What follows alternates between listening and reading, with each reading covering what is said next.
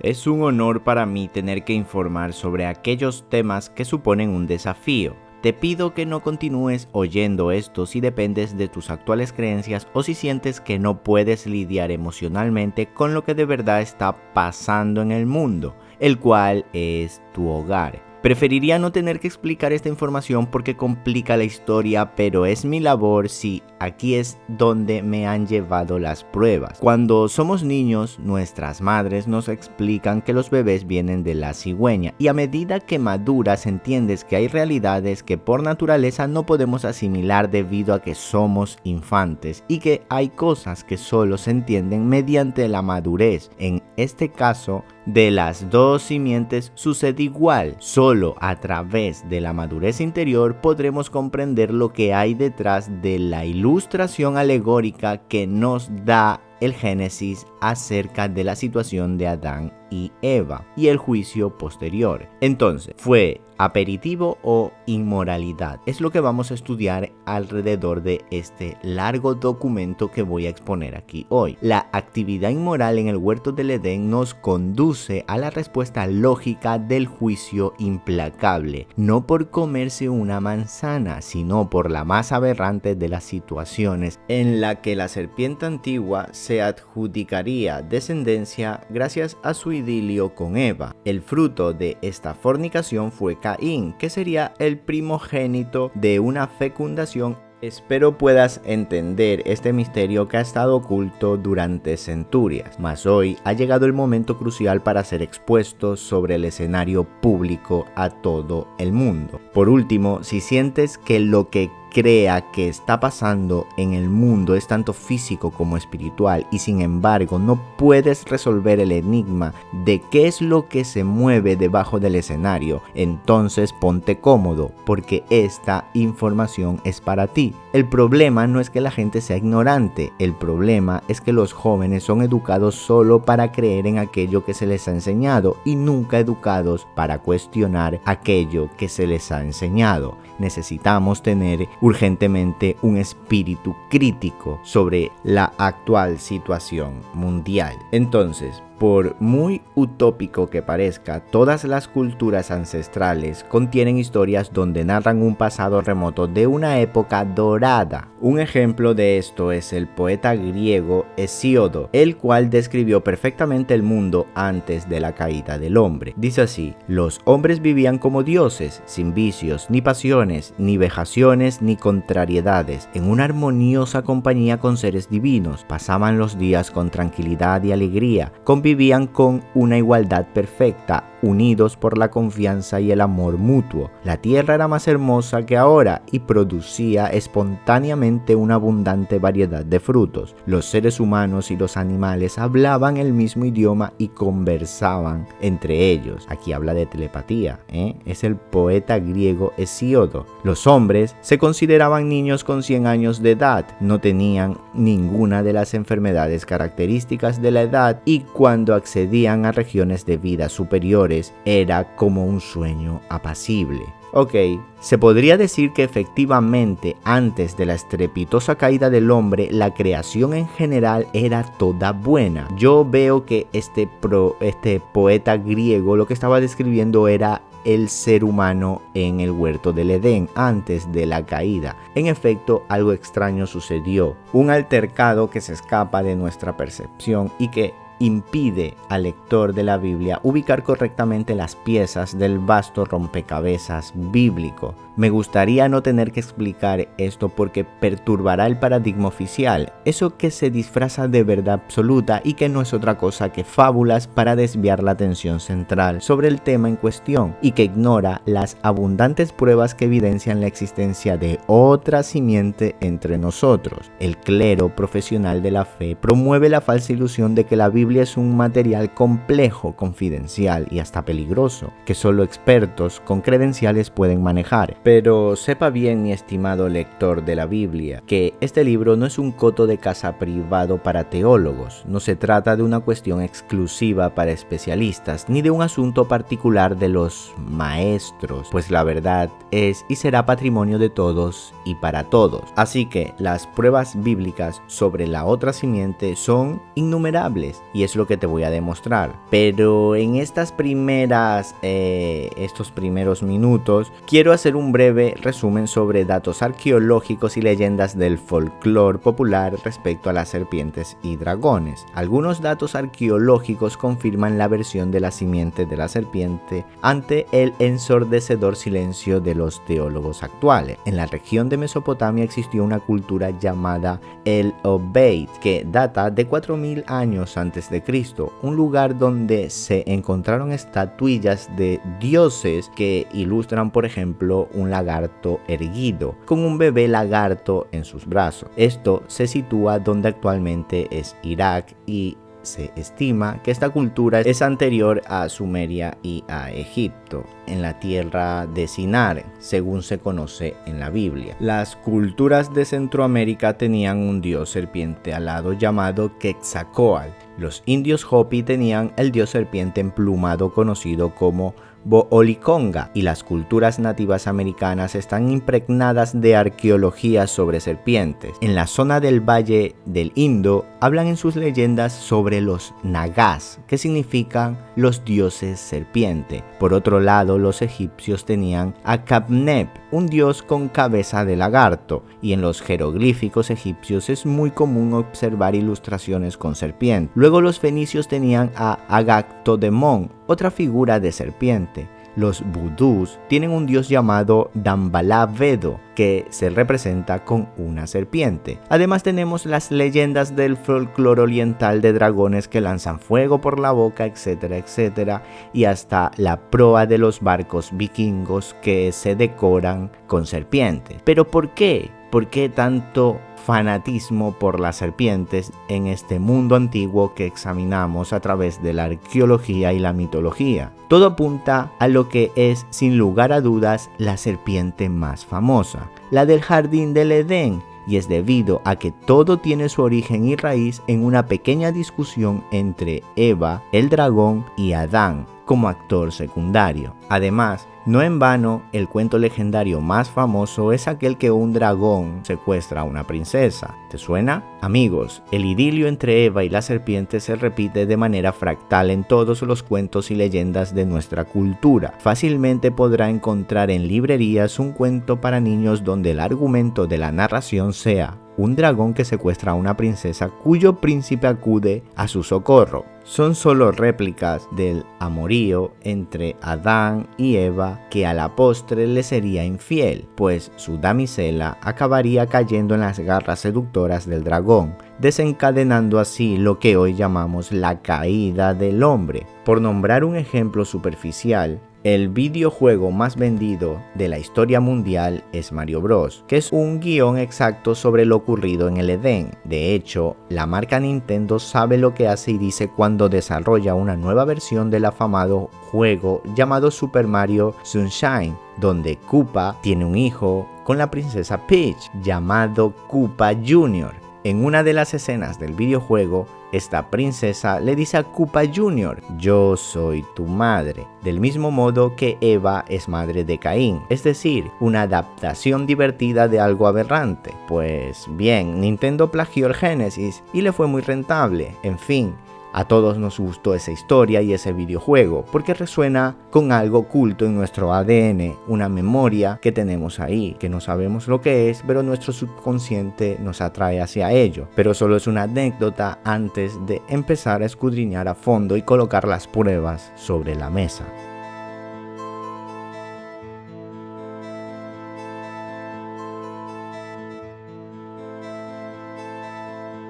Algo extraño sucedió en el Edén. Proverbios 25:2 es la gloria de Dios ocultar una cosa, pero el honor de los reyes es investigar un asunto. El tema en cuestión no es algo sencillo de detectar nada más abrir el libro del Génesis, pues la mayoría toma de manera literal el pasaje de la serpiente, Adán, Eva y la manzana, y omite el misterio oculto detrás de estas líneas, aunque básicamente es lo que dice la Biblia al principio para explicarnos cómo fue que llegamos a este lugar. Pero todo por culpa de un aperitivo frutal, ¿estás seguro? Sin embargo, a medida que avanzas en la lectura de la Biblia, comienza en ti una leve sospecha de que algo no cuadra dentro del esquema.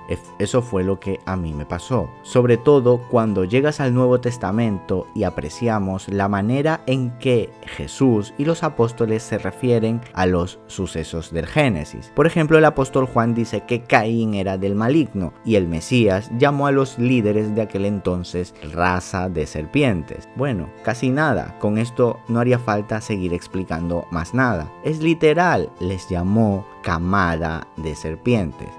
Pero en fin, continuemos. Además de ratificarlo él también en sus parábolas, la del trigo y la cizaña, pues efectivamente existe entre nosotros otra simiente, otra semilla genéticamente distinta a nosotros. Y es aquí cuando el subconsciente te invita a rebobinar nuevamente todo y retomar otra vez la lectura del Génesis, esta vez con mayor madurez, lo cual te ayudará a quitarte la venda de los ojos. En realidad, no está mal explicar en primera instancia que lo sucedido en el huerto fue producto de un error en la dieta de Eva. También cuando somos niños inocentes nos cuentan que las cigüeñas son las encargadas de traer a los bebés. Ahora bien, el inconveniente surge si cuando eres un adulto sigues creyendo que un bebé lo trae la cigüeña. Entonces sí que tienes un grave problema de percepción. No obstante, Pablo dijo que todos en algún tiempo fuimos niños y bebíamos leche, pero llegados a la madurez es necesario un alimento sólido. Por ende, la versión aperitivo manzana solo es la leche inicial de bebés. Mas cuando maduramos, comprendemos que algo extraño sucedió en el Edén y la versión inmoralidad sexual es ese alimento sólido que necesitamos para despertar, algo que nos ayudará a ensamblar adecuadamente las piezas del rompecabezas. Y a partir de aquí descubrirás por qué las casas reales europeas tienen tanto poder, o también qué razones llevaron a Josué a cometer un genocidio contra los cananeos y por qué motivo este mundo se encuentra inmerso en una debacle inmoral, donde las universidades arruinan el conocimiento, los gobiernos socavan la libertad y las religiones acaban con la espiritualidad. ¿Lo ves? Todo está al revés. Es obvio que la reacción de un niño ante una explicación detallada sobre cómo llegan los niños al mundo sería algo contraproducente. Todo lleva un proceso en función de la madurez. Es por eso que la primera impresión que se lleva cuando cualquier cristiano ante la información que estoy brindando aquí sería la de fruncir el ceño, arrugar la frente, poner mala cara. Y es lo mismo que haría un niño cuando le expliques el significado de esperma. Por ejemplo, porque no entendería nada, pues arrugaría sus cejas y se llevaría las manos a la cabeza. Es una reacción normal, inclusive con amigos cercanos que he compartido este conocimiento sobre la actividad inmoral en el huerto del Edén. Algunos me han llegado a decir que lo mío es otro evangelio, pero yo les contesto que no se trata de otro evangelio y que solamente cambié de alimento. Reconozco que es un poco chocante, quizás estarás un par de días inmerso en una disonancia cognitiva, pero al final del trance verás que con esta clave podrás abordar mejor en los misterios del reino de los cielos.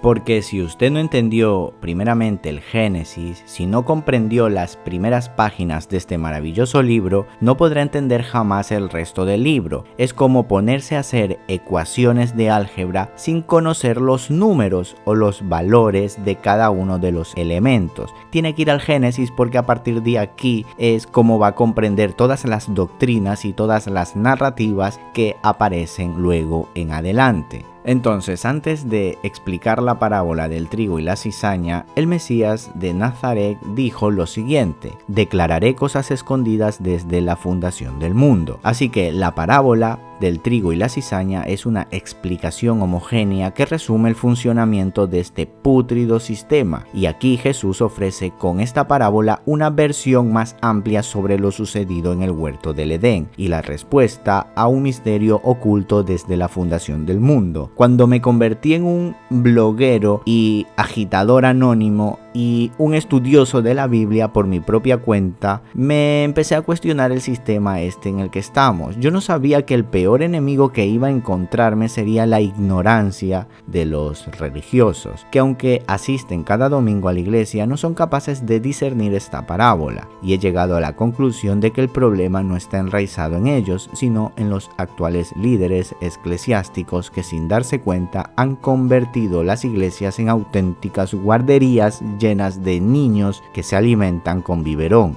donde nadie tiene hambre por alimento sólido, lo cual les produce inanición existencial. Es un grave error creernos expertos sobre temas espirituales cuando no hemos sido capaces aún de entender el significado de la palabra simiente, ni saber el método de reproducción de una semilla, por ejemplo. No en vano dijo el maestro de Galilea que si las cosas terrenales no entendemos, mucho menos comprenderemos los asuntos celestiales. Entonces, ¿te atreves ya a despertar? Porque antes que nada te recomiendo que leas los capítulos del 2 al 4 del libro del Génesis para que refresques tu mente y puedas entender mejor este análisis sobre qué pasó en el huerto del Edén y por qué Dios les enjuiciaría con mano dura. Esto es importante porque a medida que avanza el reloj y nos adentramos al turbulento escenario político-social de este tiempo, nos vemos con la responsabilidad de comprender mejor aquellos misterios primigenios que son difíciles de asimilar para nuestra razón, pues para comprender el presente debemos analizar minuciosamente la historia. Quizás haya algo que se le está escapando y para asimilar esta información deberás ser paciente.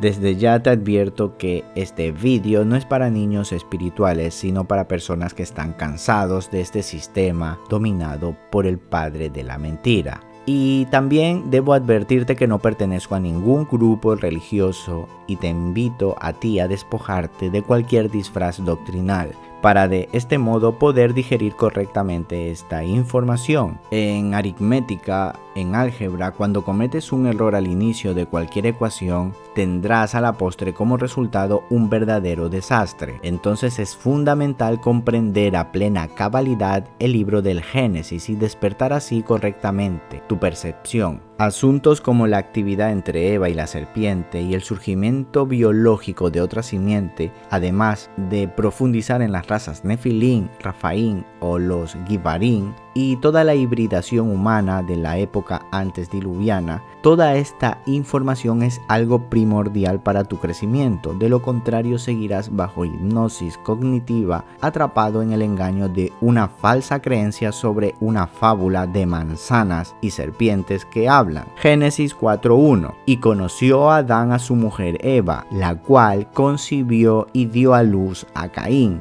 y dijo: he ganado varón por el Señor. Después dio a luz a su hermano Abel, y Abel fue pastor de ovejas, y Caín fue labrador de la tierra. Bien, ¿Adán es realmente padre de Caín? Estos versos parecen bastante claros, pero yo te planteo lo siguiente: si Caín es hijo de Adán, ¿por qué no aparecen las genealogías de Adán? ¿O por qué el Mesías dijo literalmente que Caín era del maligno? Evidentemente, si asumimos que Adán es padre de Caín, estamos diciendo que Adán era el maligno, y entonces aquí ya comienza a descuadrar todo el resto del esquema.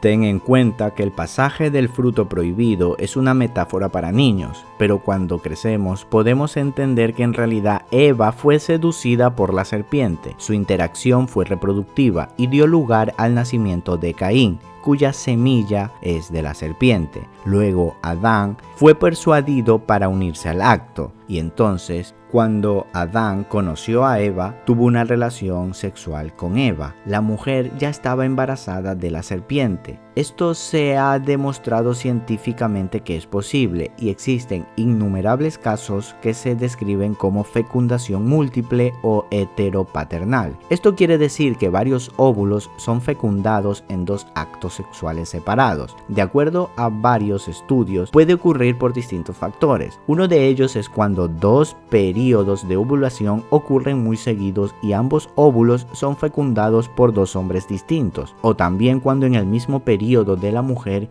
ovula dos veces y entonces es fecundada por dos hombres diferentes. Yo sé que a muchos les basta con comprender el sentido literal de la actividad en el huerto. Toman la idea de que Eva se comió una manzana de un árbol que estaba sembrado en un huerto y que en el árbol vivía una serpiente con patas y que además hablaba. No tiene sentido, pero del mismo modo, si creemos que el árbol de la vida era un tronco con ramas, debemos, bajo esta misma lógica, también pensar que cuando Jesús dijo que Él era el pan de vida, se refería a que Él era un trozo de harina horneada. Quizás sea hora ya de empezar a examinar los patrones de tu exégesis. Porque cuando paseas por un huerto no es posible encontrar un árbol que tenga el poder de conceder la sabiduría mediante la ingestión de su fruto. Es lógico que la metáfora consiste en algo más allá de la simple conclusión de la desobediencia. La semilla de un árbol se encuentra en la fruta y los árboles se reproducen mediante la polinización, según su especie. No disponemos del dato teológico de cuántos años vivieron Caín y Abel, ni cuánto tiempo pasó entre el parto de Caín y el parto de Abel, ni si fueron mellizos o si nacieron en momentos diferentes.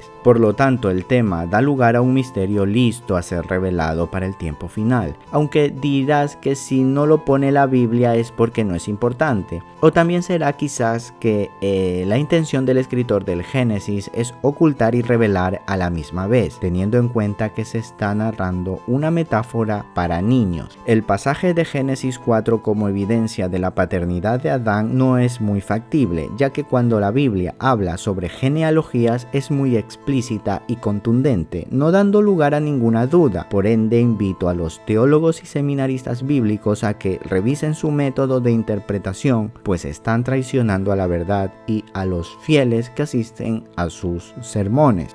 En el resto de genealogías que se menciona en la Biblia siempre se utiliza un vocabulario muy contundente para determinar las descendencias. Por ejemplo, así, Abraham engendró a Isaac, Isaac engendró a Jacob y Jacob a Judá, por ejemplo. Entonces, si leemos despacio nuevamente Génesis 4:1, notamos que Adán es excluido de ser padre de Caín mediante un pronombre gramatical. Cuando dice la cual, o sea, el pronombre la se refiere a ella y no a él, lo dice en femenino. Son detalles gramaticales que debemos tener muy en cuenta, pues vemos que este mismo sentido semántico se utiliza en la genealogía de Jesús. Mateo 1:16, Jacob engendró a José, el marido de María, de la cual nació Jesús. En pocas palabras, Adán era exactamente tan padre de Caín como José lo era de Jesús. ¿Lo ves ahora? Por ejemplo, si Adán hubiese sido padre de Caín, lo hubiéramos leído de esta manera. Conoció Adán a su mujer Eva, del cual dio a luz a Caín. O lo hubiera puesto de una manera más literal, que Adán engendraba a Caín. Y si José hubiese sido padre de Jesús, lo hubiéramos leído de la siguiente manera: Jacob engendró a José, el marido de María, del cual nació Jesús. Pero como ya hemos comprobado, este no es el caso, y en ambos pasajes se utiliza el pronombre la cual, señalando quién es la madre, porque está claro que Eva era la madre de Caín y que María era la madre del Mesías. Pero ni Adán era padre de Caín, ni José era padre de Jesús. Entonces, los pasajes excluyen de responsabilidad a Adán y José, de modo que el escritor deja la incógnita servida sobre la mesa, abriendo una puerta al misterio, un misterio para que sea revelado en tiempos finales. Es decir, la correcta utilización de un pronombre relativo sería la siguiente manera: el cual aplicaría para José, la cual aplicaría para María, los cuales aplicaría para ambos, para padre y para madre. Ahora bien, es importante ir poniendo el énfasis adecuado en cada pasaje, pues la Biblia, cuando trata de genealogías, no da pie ni opción a ninguna duda. Prueba de esto es que en todos los pasajes donde se narra un salto de generación a otra generación, la Biblia lo hace de forma muy clara, utilizando términos muy evidentes como en este caso. Abraham engendró a Isaac, Isaac engendró a Jacob y Jacob a Judá. Sin embargo, esto esto no sucede cuando explica la genealogía de Jesús o la de Caín. En Mateo 1:16 vemos que se habla de José siendo el marido de María y aclara muy bien las dudas, pero no dice por ningún lado que José sea el padre de Jesús, ni tampoco da lugar a una interpretación sobre que Jesús fuera engendrado por José, sino más bien se narra de manera idéntica a Génesis 4:1 sobre Adán y Caín. Insisto y repito, cuando la Biblia narra genealogías utiliza una terminología muy indicativa sobre quién engendra a quién. Es una completa irresponsabilidad dejar en manos de un pronombre o nexo gramatical un asunto tan crucial. Desde luego, al no estar muy clara esta situación, es necesario recurrir a otros versículos del relato bíblico para comprender qué fue exactamente lo que sucedió en el Edén. Así, cuando nos dirigimos hacia los pasajes posteriores de la Biblia, encontramos que algo extraño sucedió en el Edén, que el relato del Génesis empieza a tomar otra connotación, otro color, y eso es lo que voy a analizar cuidadosamente en los siguientes minutos de este vídeo, hasta conectar todo el hilo histórico de manera armónica y coherente.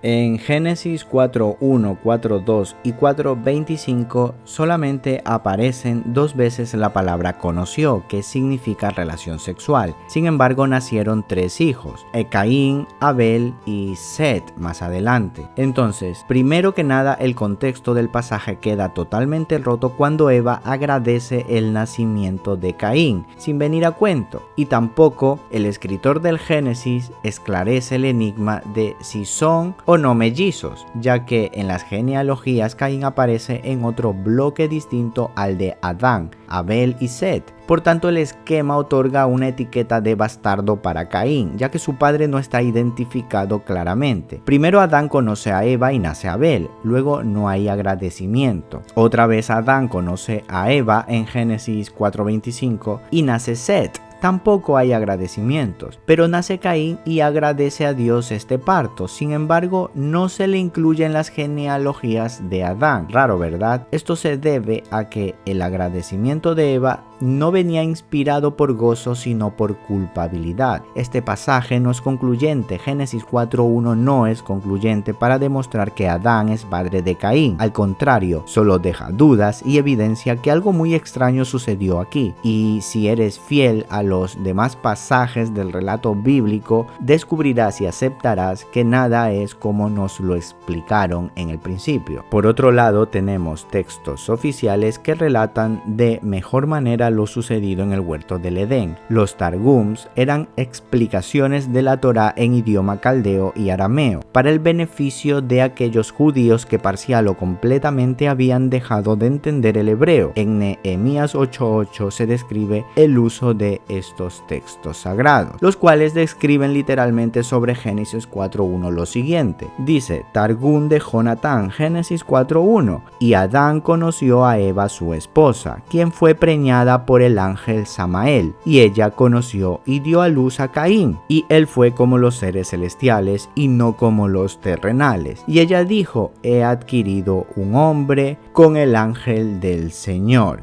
El linaje de la serpiente es real. Ellos son los que gobiernan sobre los tronos del mundo y que desfilan como presidentes y primeros ministros, banqueros, reyes, reinas, filántropos y toda la realeza del mundo. Por otro lado, el símbolo del yin yang es una fiel alegoría del vientre de Eva, lugar donde comienza la dualidad o causa de una superfecundación heteropaternal, o sea, mellizos de distinto padre, en donde la semilla de Adán y la del dragón compartían matriz, pues el vientre de Eva fue un campo de batalla y sirvió como laboratorio de un experimento genético donde fluctuaban positivo y negativo en el mismo espacio y tiempo.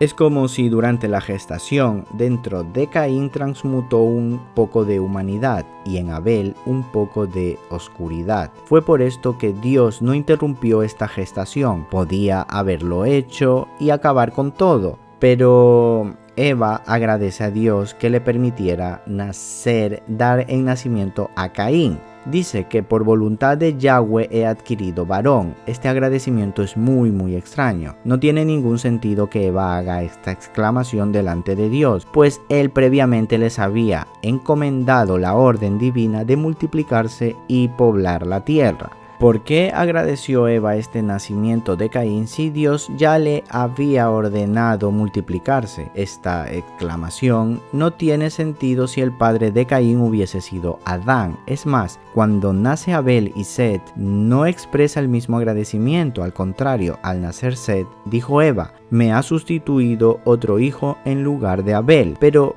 ¿por qué Abel necesitaría un sustituto si supuestamente ya existe un hermano que aún vive llamado Caín? ¿Notas lo extraño de todo esto? Por ejemplo, si tú tienes un hermano mayor y de pronto muere, entonces pasas automáticamente a ser el heredero y sustituto. Ahora bien, otro punto, detener el embrión de Caín hubiera implicado poner en peligro a Abel, y a consecuencia de esto, todo quedó contaminado en la matriz de la mujer. Por ello, el virus del pecado afectaría a las postreras generaciones por los siglos de los siglos. Y aunque ciertamente poseemos una alta porción de luz en este cuerpo, además también existe un germen oscuro que Pablo tituló el pecado que mora en mí. Pues hasta que no seas consciente de tu oscuridad, jamás podrás ver tu luz. Ya podrás ser el hombre más recto del mundo, pero siempre habrá en ti un pequeño reducto de oscuridad. Entonces, amigos, interrumpir la gestación hubiera sido lo más lógico por parte del creador, pero la serpiente fue muy astuta en su estrategia. Para ello era clave un proceso de fecundación heteropaternal,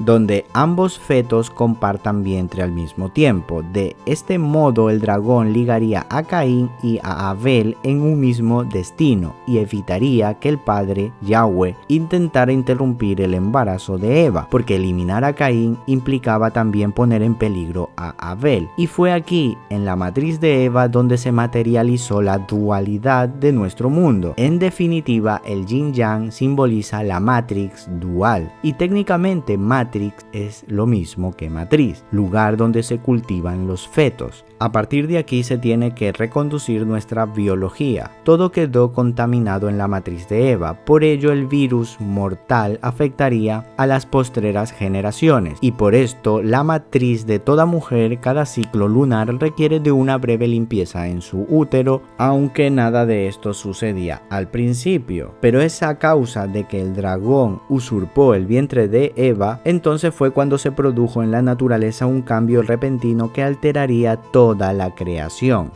Y sobre el yin yang, de lo que estamos más o menos mirando aquí ahora, en uno de los tantos dibujos que existen para representar a la Pachamama, es el que te estoy mostrando aquí. Pacha puede traducirse como mundo o tierra, mientras que mama equivale a madre. Solo es otra manera de ilustrar el parto de Eva y el origen de la dualidad con dos simientes totalmente polarizadas.